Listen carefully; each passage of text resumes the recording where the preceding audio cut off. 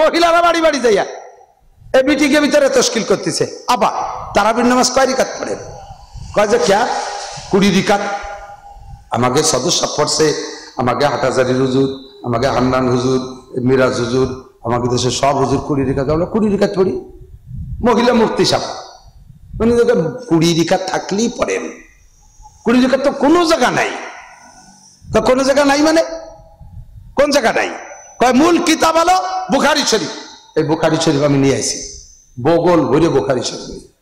এই দেন বগল ভরা সব বুখারী। কত বুখারী? 60 খেন নিয়ে আসি বুখারী। কি কয়? সেদিন দিয়ে শুনলাম নাসির সাহেব বলে গেল, আব্দুল হান্নান সাহেব, তারপরে মিরাজ সাহেব বলে গেল, তারপরে মাসুম বিল্লাহ সাহেব বলে বুখারী শরীফ এত মোটা যার একখানের গায়ে 7-8 কেজি ওজন। 7-8 কেজি ওজন তুমি 60 খান বগলের নিয়েছে বিটি মানুষ। তোমার বুখারী সাইজ কি? যে 6 পাতার বুখারী। ওর মধ্যে জামেলার হাদিস কটা গুছাইয়া একটা কিতাব ছোট্ট রিসালা বানাইয়া অনুবাদ দেখে লিখে আইলে তাই যে 6 পাতার বুখারী বগল ভরিয়ে নিয়েছে। বুখারী তুই দেখছিস মহিলা তোর ঘাড়ে 2 খান বুখারী উঠে দিলি তো জ্বর এসে যাবে। 5 খান বুখারী তোর ঘাড়ে উঠে দিলি তোর পেটে বাচ্চা থাকলে অনায়াসে ডেলিভারি হয়ে যাবে। বাংলা বাড়ি খারাপ করতে মনে চাই। দেশ ভরে হুজুর, হুজুর রাওয়াজ পারে না, বিটিরা বার হইছে দাঁড়ে দাঁড়ে আর তালিমি হালকা বানায়। তালিমি হালকা বানাইয়া মেয়েদেরকে বসে বসে এ ধোঁকা দিচ্ছে। এগুলো সবগুলো দাজ্জালি ফিতনা, দাজ্জালি ফিতনা। সাবধান থাকবেন আমার মা বোনরা, সাবধান থাকবেন। আজকে এই মুফতি মিরাজ আমার ছাত্র। আজ 32-33 বছর আগে মাওলানা পাস করছি, সেই থেকে কম বেশ বুখারী শরীফ পড়াই। এই লক্ষ্মীবাচ্চা মাদ্রাসা আমি একা 28 পারা বুখারী পড়াই গেছি। আমার মিরাজ এখানে পড়ায় বুখারী শরীফ। আমার ছাত্ররা সাইকুল হাদিস কত আছে তার ঠিক নাই। জীবন ভরে বুখারী পড়াইলাম, আমরা বুখারী বুঝলাম না। আর উনি জীবনে কোনোদিন কোনো হুজুরের কাছে পড়ে নাই। 6 পাতার ছোটি বই বুখারী পড়িয়া ফতোয়া দেয়। এই সমস্তগুলো ফতোয়াবাজদের হাত থেকে সমাজকে হেফাজত করবেন। এই জাতীয় মহিলা হোক আর পুরুষ হোক, কোনো বাড়ি গেলে তারা একেবারে ধাওয়ায় দেবেন, বাড়ি থেকে তাড়াই দেবেন। ঠিক আছে না ইনশাআল্লাহ? এদেরকে পাত্তা দেবেন না। এরা ফিতনাবাজ, ইসরায়েলি চেলা, ইহুদিদের চেলা। এরা এদের এজেন্ট। মুসলমানদের ভিতরে বিভ্রান্ত সৃষ্টি করতে পারলেই তারা যুদ্ধে জয় হতে পারে। মুসলমানদের ভিতরে দ্বিমত সৃষ্টি করে রাখে ফিতনাবাজ। আল্লাহ তাআলা হেফাজত করুক, জোরে কানা আমিন। আল্লাহ হেফাজত করুক, আরো জোরে কানা আমিন। আল্লাহু আকবার। হুজুর বলেন সাতারাউনা বাদি ইখতিলাফান কাসীরা, আমার পরে অনেক মতানৈক্য দেখবা। সাহাবায়ে কিরাম বলে হুজুর এত মতানৈক্যর ভিতর দিয়ে উম্মতে সহি মনে করে আমল করবে কোনটাকে? হুজুর বলে মা আনা আলাইহি ওয়া আসহাবি, আমি এবং আমার সাহাবায়ে কিরাম যেটার উপরে আছি এইটা আমার সাহাবায়ে কিরামদের মাধ্যম দিয়ে চলতে থাকবে, কোরআনে থাকবে, হাদিসে থাকবে। এই আমি আমার সাহাবায়ে কিরাম যে তরজের উপরে আছি এইটার পর তোমরা আমল করবা। যারা তারা হকের পর থাকতে পারবা, তারা হকের পর বলে বুঝবা। এখন এই কথা বুঝাইতে আসতে আবার দলে দলে সবাই যেই আসে সেই কয় এইটা আল্লাহ রসুল আর এইটা সাহাবায়ে কিরামদের আমল। এই মুহূর্তে কি করবো কোন দিদি? বোঝেন নাই কথা? যে হুজুর আছে সেই হুজুর এসে কয় যে আমরা নবী আর সাহাবাদের আমলের উপরে আছি। এখন আপনার বিবেক রে কাজে লাগাইতে হবে, আপনার বিবেক রে কাজে লাগাইতে হবে। আপনি বলদ সাজলি হবে না। আপনি আখের খেতে চালাক, ধানের খেতে চালাক, পানের বরজে চালাক, আম বাগানের চালাক, ব্যবসা বাণিজ্যে চালাক, পাটের ব্যবসায় চালাক, চামড়ার ব্যবসায় চালাক, মাছের ঘেরে চালাক। আপনি ধর্মের খেতে সেখানে বলদ হবেন।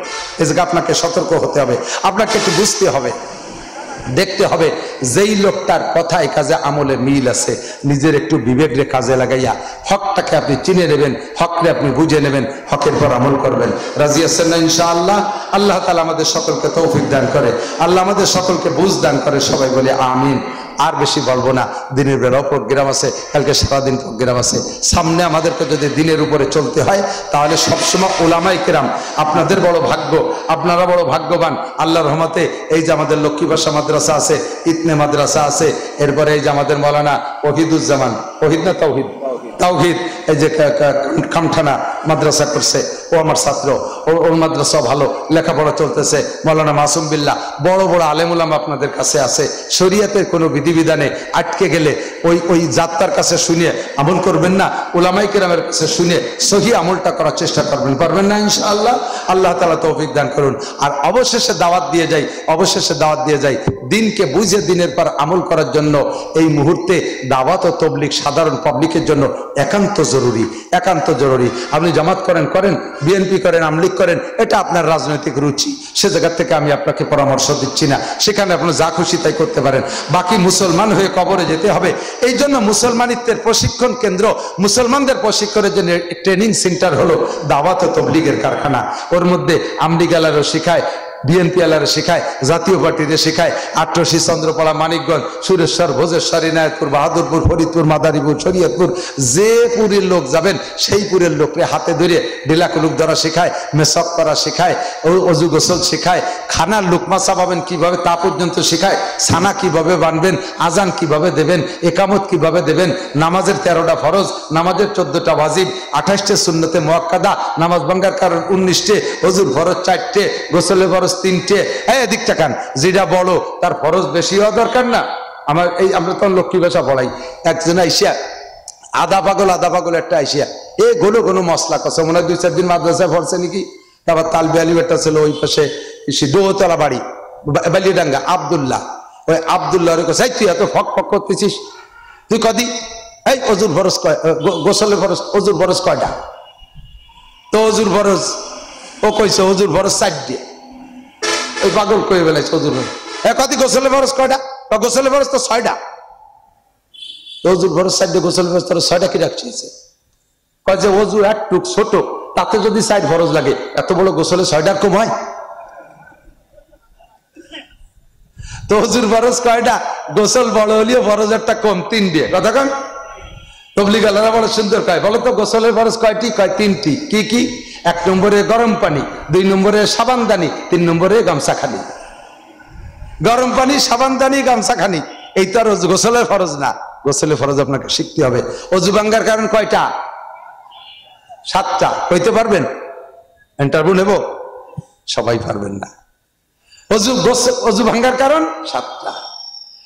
নামাজের মধ্যে জোরে হাসিয়ে দিলি অজু ভাঙ্গে, এই হাস। নামাজের বাইরে হাসলে অজু ভাঙ্গে না। নামাজের মধ্যে ঢুকে হাসিয়ে দিলে অজু ভাঙ্গবে কে? হাস কি নাপাক নাকি? যদি হাসি নাপাক হয় তাহলে তো নামাজের বাইরে হাসিয়ে দিলে অজু ভাঙ্গবে, নামাজও ভাঙবে, অজুও ভাঙবে। এটা আকলে ধরে না। এর নাম হলো আমরে তাআব্বুদি, খিলাফে কিয়াস, যুক্তির বাহিরে মাসালা। আল্লাহ রসুল যেভাবে বলছে ওইটা আমাকে মেনে নিতে প্রস্তুত, ঠিক কি ঠিক না? এখন এই সবগুলো আপনাকে সুন্দর করে হাতে ধরে শিক্ষা দেওয়ার জায়গা হলো দাওয়াত ও তবলিগের কারখানা। ওখানে একটু সময় দেন। আল্লাহ তাআলা আমাদের সকলকে তবলিগে যাইয়া দিন শিখে দিনের পর চলার তৌফিক দান করে, সবাই বলেন আমিন।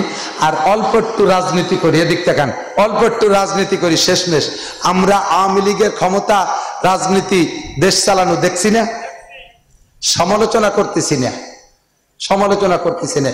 উন্ডা যেভাবে চালাইছে ভালো চালাইছে। যে মানুষের শুকর আদায় করতে পারে না সে আল্লাহরও শুকর আদায় করতে পারে না। কালনার খেয়াঘাটে এই বাসতে ওয়াজ করে আইসা রাত 12টার দিকে আইসি, আসার সাথে সাথে ফেরিতে উঠে গেছি, এর মধ্যে কুয়াশায় গাং সাদা হয়ে গেছে।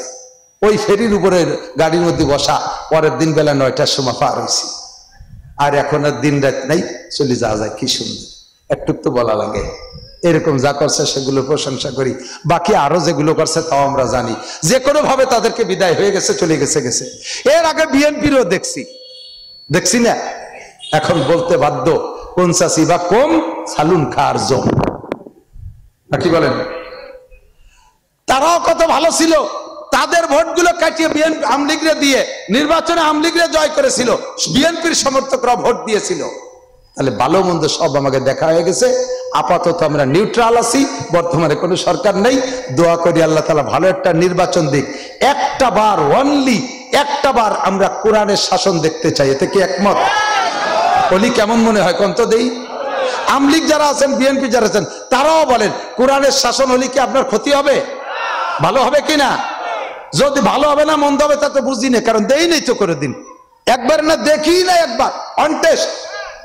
তবে যদি একবার দেখেন ইনশাআল্লাহ ফল এমন পাবেন আফগানিস্তানের মুসলমানরা যেভাবে পাচ্ছে।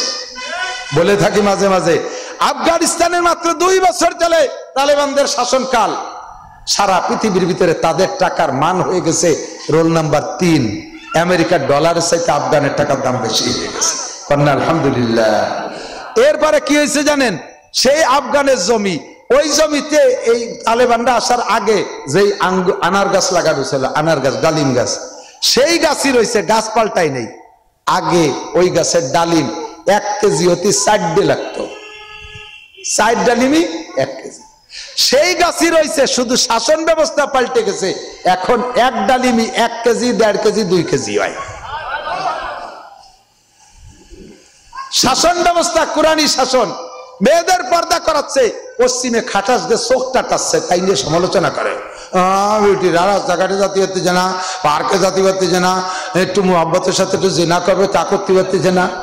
দাতালের দল ছুলে ফেলা দিতে হবে বাড়িয়ে কতক্ষণ ঢুকে দেখ আফগানিস্তানে সিলি 40 বছর 20 বছর ছেলে রাশিয়ানরা তারা মার খেয়ে গেছে। 20 বছর ন্যাটো বাহিনী, পরনের কাপড় নিয়ে যেতে পারিস নেই, অস্ত্র ফস্ত্র ফেলাই দিয়ে গেছিস, আর আফগানের দিকে আঙ্গুল চড়ার ক্ষমতা নাই। মোল্লারা ধরছে তো কায়দা মতো ধরছে, এবং জনগণ মোল্লাদের শাসনের সুফল অনুভব করতেছে। কাজেই তারা জীবন দিয়ে আফগানকে রক্ষা করবে। এটা হলো কোরআনী শাসন।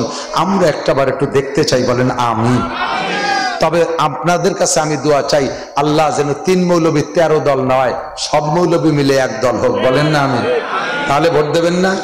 আমি মৌলবীকে কয়ে আছি, গুড়ার মৌলবী যারা, আমি তো অত গুড়ার না, আমি তো পাতার মাথার কুনার এক কুনাও না।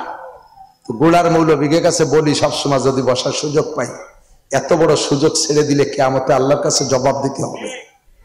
আওয়ামী লীগ আর কি জবাব দেবে, বিএনপি আর কি জবাব দেবে, সবচেয়ে জবাব হুজুরকে দিতে হবে।